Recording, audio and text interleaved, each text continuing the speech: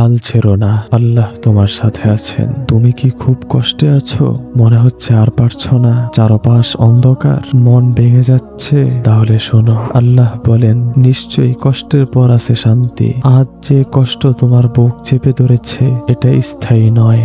আজ যে কান্না, কাল সেটা ইনশাআল্লাহ হাসিতে বদলাবে। তুমি ভাবছো আমার কেউ নেই, কিন্তু ভুলে যেও না, তোমারও একজন আছেন যিনি তোমার শ্বাস প্রশ্বাসও শুনে রাখেন। তিনি হলেন রব্বুল আলামিন। তুমি যতবার ভেঙে পড়েছো, তুমি যতবার একা কেঁদেছো, আল্লাহ সব দেখেছেন। একটাও অশ্রু নষ্ট হয়নি। কখনো হাল ছেড়ো না, কারণ আজ তুমি যে দুঃখ বয়ে বেড়াচ্ছ, কাল সেটাই তোমার শক্তি হবে।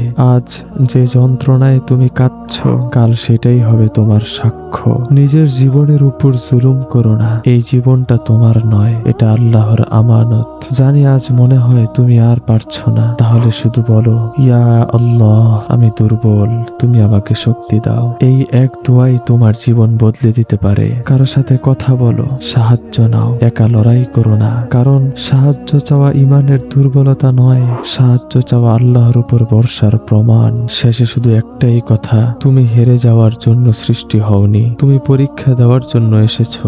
আর আল্লাহ কখনো এমন পরীক্ষা দেন না যেটা তুমি সহ্য করতে পারবে না। একটু ধৈর্য ধরো, একটু অপেক্ষা করো, আল্লাহ তোমার জন্য খুব সুন্দর কিছু প্রস্তুত করে রেখেছেন ইনশাআল্লাহ।